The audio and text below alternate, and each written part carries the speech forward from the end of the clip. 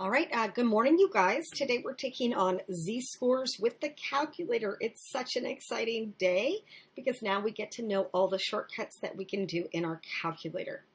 So first up, we're just looking at the normal distribution functions. First, we're seeing normal PDF. We actually don't use this one very much, but I know you're going to see it in your calculator, so I wanted to tell you what its purpose is. So that PDF is a probability density function. And this function produces the probability of a single value of x. We would use this to graph a normal curve. So here I could plug it in as a function in my calculator. I would be able to produce the normal curve itself. Okay, what we're actually interested in is we're looking at the probability of certain events playing out. So we're going to end up using the normal CDF function, cumulative distribution or density function. And this function produces the cumulative probability from a lower boundary to an upper boundary. So for example, if I was interested in the proportion of individuals who are, 60 inches tall or more, right, this is where I would use my normal CDF. So I'm using this to find the proportion that falls in a particular region. Let me add that to my notes. So use to find the proportion that fall in a particular region.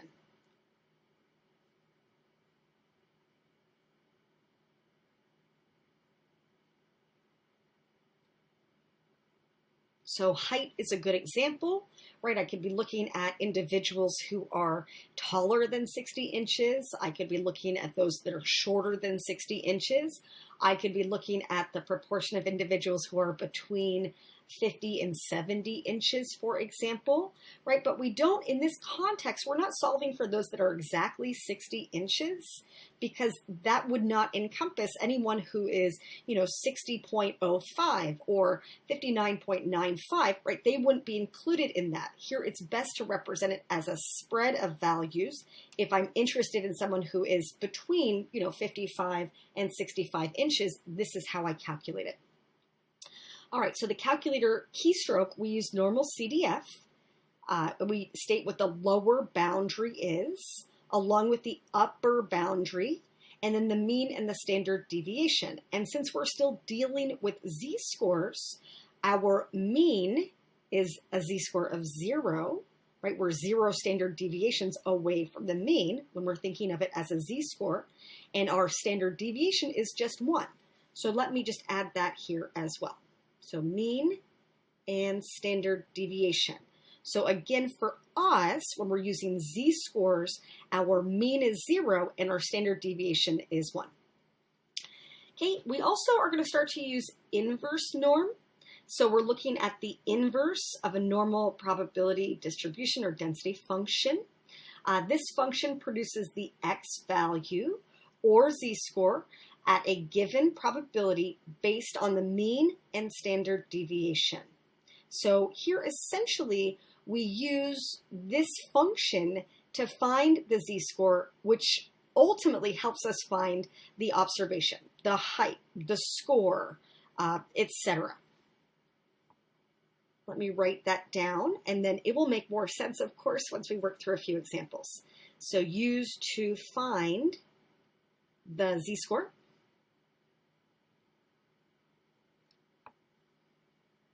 Which in turn helps us to find the actual observation.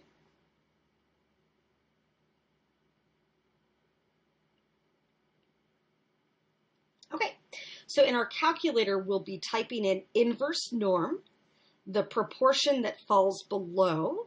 So that could be like if we were told that 40% fall below, right? We'd be entering 0.4 along with the mean and the standard deviation. And since we're using z-scores at the moment, our mean is a z-score of 0 with a standard deviation of 1. Okay, so for all of the problems from here on out, we're no longer using that basic z-score chart. We're going to start using our calculator instead, and we're going to get our answers a little bit more precise. So use a calc for all of the problems below, round all calculations to the nearest 10,000. So that just means 4 decimal spots. All right, let me slide it up. So first up, find the percent of a standard normal model in each region. It may help to sketch a visual. So I've given you that visual here as well. So here we're saying z is less than negative 1.5. So let me just mark that. I'm just going to continue to mark that my mean is here. That's my z-score of 0. And then negative 1.5 would be right about here. So z equals negative 1.5, and we're looking at the proportion below. So here when I use my calculator, this is what I'm going to type in. So normal CDF, okay, my lower boundary to my upper boundary. So here, this is going to be interesting. Over here, we know that it's very rare to be beyond a z-score of negative 3, and it's very rare to be above a z-score of positive 3. But technically, we could have a really unusual value in either of those regions. So we want to make sure that we are more than covering those extreme data points. So over here, really, we can think of this as, this would be like negative infinity. This would be like positive infinity if we were looking at a number line. So we use a placeholder for those infinities, and we just use a number that is very far away from the negative 3 and very far away from the positive 3. So we use 99 and negative 99. So over here again, technically we're looking at the infinities, but our placeholder will be a negative 99 and a positive 99 over here. Okay, that way we are more than covering all of those, you know, if we're looking at height, those people who are exceptionally tall, right, our giants, and those who are exceptionally short, right, those people that would be classified as little people. So here, again, I'm going to put in my two extremes first. So I'm saying from negative 99 up to negative 1.5. So my lower and my upper boundary, and then my mean and standard deviation. Let me just go back to this. We know it's normal. Our mean and standard deviation, when we're using our z-scores, our mean is 0 and our standard deviation is 1. So 0, 1. That's what I'm going to type into my calculator. So let me show you how I do that. So here we go. So I'm going to hit second vars. You guys have likely already noticed that word normal popping up when we did our binomial and geometric distributions. So I'm doing that second choice, normal CDF. So now I'm saying that my lower boundary, negative 99, my upper boundary, negative 1.5, comma, and then we have to say, well, this is the mean and this is the standard deviation for this distribution. So 0 and the 1, just like that. And when I hit enter, it's going to give me the proportion that falls in that region. So 0.0668, but I'm going to want it as a percent, so I'll want it as a percentage. So I got to move my decimal 2 slots to the right to write it as a percentage. So here, let me just slide this down, and I'm going to write that as 6.6807%. So to be real precise here, I'm just taking the decimal to 6 spots so that my percent is still to 4. Okay, if you still kept it as the decimal to 4 spots and then your percent was to 2, that's okay. That's okay. I'm just going to model for you how to do it nice and precise. All right, over here in B, same idea, but I'm looking for the percent that falls in this region. So I know that here is my mean where the z-score is 0.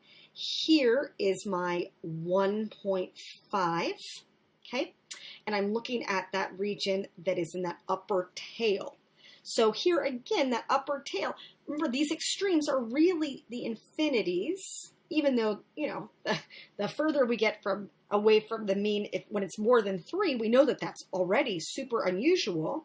So we just want to make sure that we are covering every odd circumstance, any real extreme piece of data. So we use the 99s as our placeholders.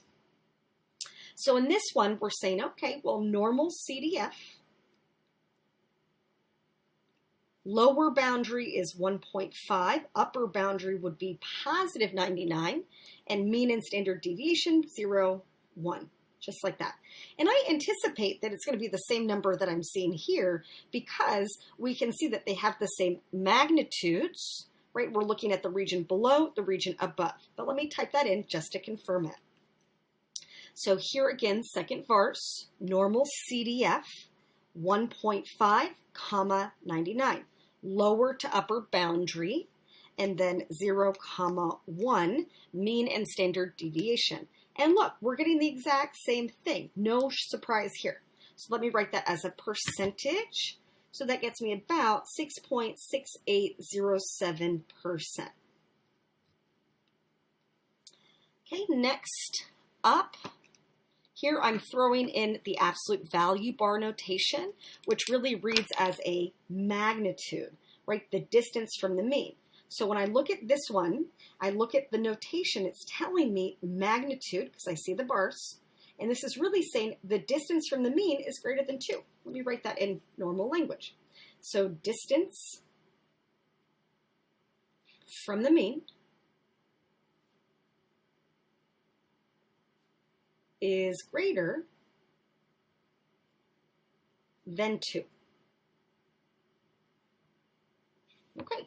So here's my mean. My z-score is 0. So here I'm 2 away. So z is 2. And here I'm 2 away in the other direction. Z is negative 2. And if I want my distance, my magnitude, to be greater than 2, then I'm looking at the 2 tail regions here and here. So really, I know, again, that those areas will match. So I just have to solve for one of those regions, and then I have to double it. So let's say that I focus on this region here. I know that I'm doing normal CDF, negative 99 to negative 2, mean and standard deviation, 0 and 1. So when I type that into my calculator, normal CDF, I would say negative 99 up to negative 2, mean is 0, standard deviation is 1, and I get 0.02275. So then I really just have to double it, so I'm taking that and multiplying it by 2, and that would get me my ultimate answer. But let me just show you the work just to make sure you see the paper trail. So I would have got an area of 0.02275, 0, if I show you the 6 spots. That would be this area. This one would be the same. So I'm just doubling it to get to 0.0455 or 4.55%. Okay, over here in D, we're saying, okay, absolute value of Z is greater than negative 2. And this is the variation where it's nice to think that, well, whatever I plug in for Z, no matter what, it's going to be a positive quantity overall. And a positive number will always be greater than a negative number. Let me write that. So a positive number will always be greater than a negative number. Right? I could also think that the distance from the mean is greater than negative 2, and that will always be true, right? That's going to capture everything under my curve. I know this without even touching my calculator. I got 100%. Okay, looking at E. So here, absolute value of Z, or its magnitude, is less than 2. So in real language, normal language, we would say that the distance from the mean is less than 2. So here's my mean, where the z-score is 0. So I'm 2 above, and I'm 2 below. Just like that. And I'm looking for where is that distance less than 2? Well, I know that that means the in-between, right? That's like saying that z is greater than -2, but less than 2. So if I wrote it like that, that's just a, regular inequality where I'm looking at that in-between region here to here. Okay, and then when I go to my calculator, I'm going to say normal CDF from -2 to +2, mean and standard deviation 0 and 1, and I'm going to get 95.45%. Okay, and then the last variation, absolute value of z is less than -2.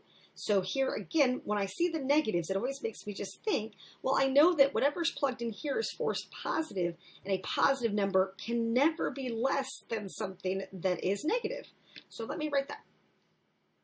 So a positive number will never be less than a negative number.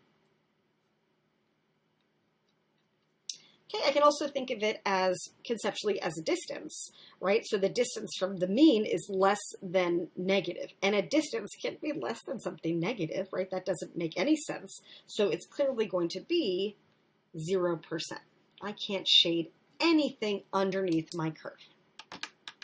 All right, let's look at that second sheet. So flip it over or slide it into position. Okay, and then here I'm saying find the z-score or scores that correspond to the 6th decile. Okay, so 6th decile is really the same thing as the 60th percentile. Let me write that here. So I know that that really means that I'm looking at the area below, the proportion below being 0.6. So area below would be 0.6. So here is my mean. I know that that's where the z-score is 0. I know that that's a nice 50-50 split. So 50% is to the left and 50% is above. So when I'm estimating where the 60% would be, maybe I'll put it right about here and then shade the region below. So whenever we talk about deciles, percentiles, quartiles, we're always looking at the proportion that falls below. So my area below is 0.6. So now I want to find the z-score that goes with it. That's what I'm trying to solve for. So now I use my inverse function. So I say inverse norm. First number is the proportion or the area below. And then the mean and the standard deviation. Okay, and just like all the others, when we work with z-scores, for a normal distribution, we're saying, well, the mean is 0, standard deviation is 1. Let me just remind you of that right here. 0, 1, that's the mean, that's the standard deviation. So this is what I'm going to type into my calculator, and it's going to pump out for me the z-score that goes with it. So again, I'm going to my distribution, second vars, but now it's my third choice, inverse norm. And I'm saying proportion below 0.6, comma, mean of 0, standard deviation of 1. And this is the z-score. And I'm just taking it to a few more decimal spots now. I want 4 decimal spots. So I'm going to get about 0.2533. So z is about 0.2533. So that is the z-score that would produce the proportion below being about 60%. All right, top 18%. So top 18%, we always have to do that conversion first. What would it be below? What would be, in terms of top, what would be the bottom? So if my top is 18, my bottom would be 100 minus 18, so 82%. So I'm really looking at the area or the proportion below being 0.82, and I want the z-score that goes with it. So here I would say inverse norm, 0.82, comma 0, comma 1. So I'm saying this is the proportion below, this is the mean, this is the standard deviation. So let me type that in one more time for you to see the keystrokes. So second vars takes me to the distributions, normal CDF right there, and now I'm saying 0.82, comma, 0, comma, 1, just like that. So here I'm getting a z-score that is, oh, oops, typed it in wrong. Let me try that one more time. Click the wrong thing. Second vars, inverse norm, and I'm saying 0.82, comma, 0, comma, 1. There we go. So I had to be on inverse norm first. There we go. That's our z-score. So z is 0.9154. So z is about 0.9154. Okay, so here is my mean where the z-score is 0, right? We were estimating where that 82% marker would fall about, right? If I estimated probably about there, and then here would have been the 82% that falls below that marker, and that z-score that we just calculated that goes with it is 0.9154. All right, next up we're looking at a middle. So here we're saying the middle 70%. So if I estimate that, let me just mark the mean where the z-score is 0. Okay, and if I think of, well, middle 70%, well, probably put it right about here to here. So I'm looking for the z-scores, plural, right, that go with those two cutoff points. And if this is 70% in the middle, right, I know that 100% would be underneath the normal curve, and that these two tails would be the same. They'd have the same proportion below. So I need to think, well, what's left, right? I have 100%, take away 70. I've got 30% left. So if I take that 30%, split it two ways, that means I have 15% in the lower and upper tail. So 15% and 15%. Okay, so now one other thing that I do know is that since these proportions match, I know that these z-scores will match too. They'll be opposites. One will be negative, one will be positive. So if I find one, I actually know the other. So let's find this one right here. So I'm going to do inverse norm. Proportion below is 0.15. Mean is 0. Standard deviation is 1. Okay, let me type that in. So second verse, okay, inverse norm, and I'm saying 0.15, comma 0, comma 1, enter. So I get a z-score of negative 1.0364, and then the other one would be its opposite. So just to show you that, let me just pull that up and change that number to 0.85, because here I'd have 85% that falls below. Watch how they're opposites. So you can see that I get one that's negative and one that is positive.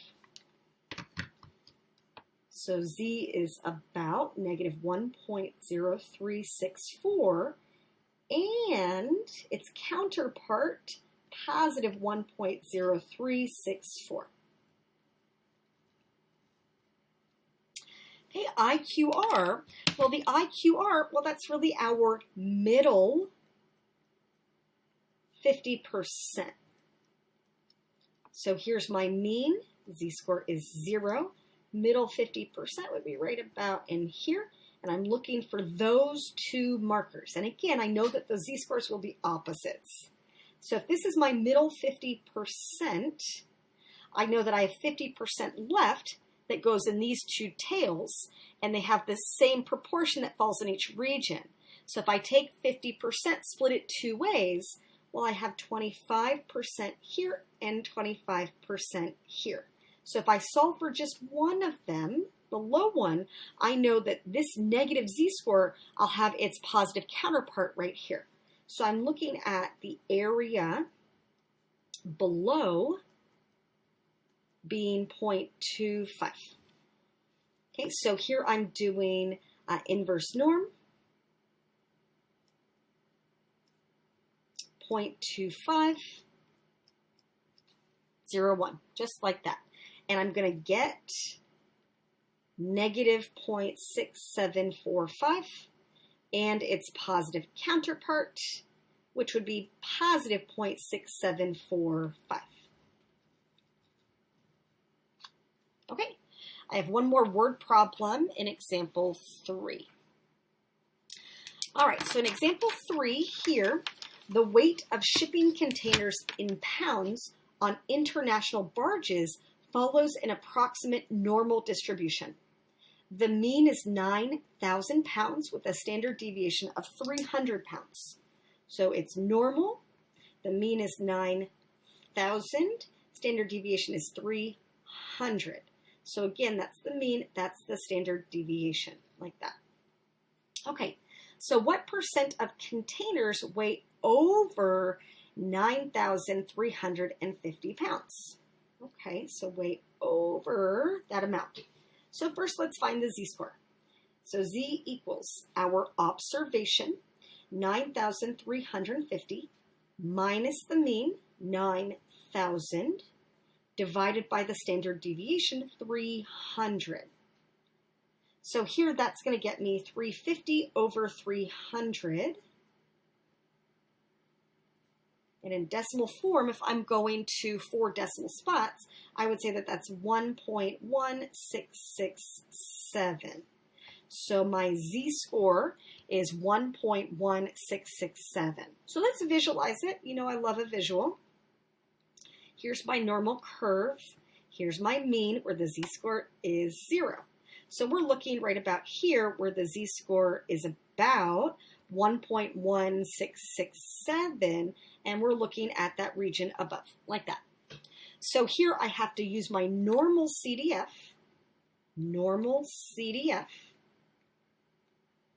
from 1.1667 to 99. So remember that up here, that's really infinity, but our placeholder is 99. And then our mean and standard deviation, 0 and 1, because we converted to a z-score. So I have to type that into my calculator. And when I do, I'm going to get, as a percent, I'd say 12.1667%. And again, I'm just giving you a nice precise answer. I'm trying to go out to more decimal spots. So I'm giving 4 spots for the decimal. Okay, what is the maximum weight a container can have and still be in the bottom 5% of weights? And we're trying to solve for the maximum weight that a container can have. So we're trying to solve for the observation. We're given information about it being the bottom 5% of weights. So that part is really telling us that we're looking at an area below being 0.05. And we want to find the z-score that goes with it. Let me just draw a picture, though. You can see exactly what we're solving for. So here, right, here's my normal curve. Here's my mean, where the z-score is 0. And I'm looking at that bottom 5%. Bottom 5% right here. And right there, that's the marker I want for the z-score. I need to find the z-score first. So here, I used to go to my chart. Now I can use my calculator. So inverse norm, proportion below is 0.05. Mean would be 0, standard deviation of 1. Okay, so here the z-score that's going to get pumped out, let me show you again the keystrokes.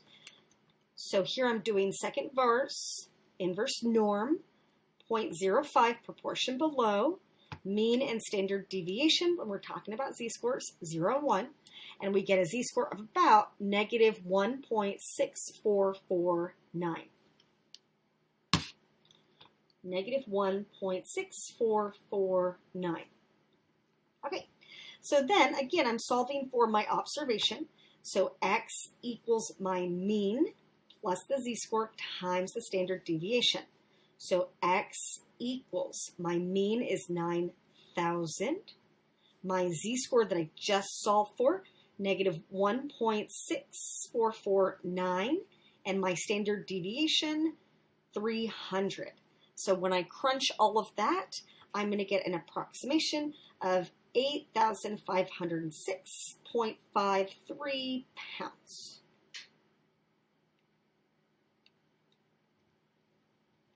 So that is our cutoff maximum weight, where this is that lower 5%. All right, lastly, what is the IQR of shipping container weights? So we're asked to solve for the IQR, the interquartile range. So we know again that that means it's the middle 50%. So the Q3 minus the Q1, which is like saying the 75th percentile minus the 25th percentile, right? We've been doing this for a while. Okay, and then here, just to visualize, right, here's my normal curve. Here's my mean, where the z-score is 0. And then here's my middle 50%, which puts 25% in each tail. So first thing that I need is I need my z-scores that go with those markers. And we actually already solved for that in example 2. So we know that the z-score here was the 0.6745. And over here was the negative 0.6745. So now, since I know the z-score, I need to solve for the observation for each of those markers. So x equals the mean, 9,000, plus the z-score, 0.6745, times the standard deviation of 300. It's going to get me 9,202.35. Okay, over here, x equals the mean, 9,000, plus the z-score, negative 0.6745, times the standard deviation of 300. That gets me 8,797.65. Okay, so I know that these two, I knew the z-scores, I know the two observations now in terms of weight that go with those z-scores, and now I just have to find the difference between them. So I get a span of 404.7 pounds. So that is the range of the middle half of our data in terms of shipping container weight in pounds. All right, hopefully we love the shortcuts today. Love using the calculator, not using the z-score chart. Helps us be a little bit more precise as well. Have a good rest of your day.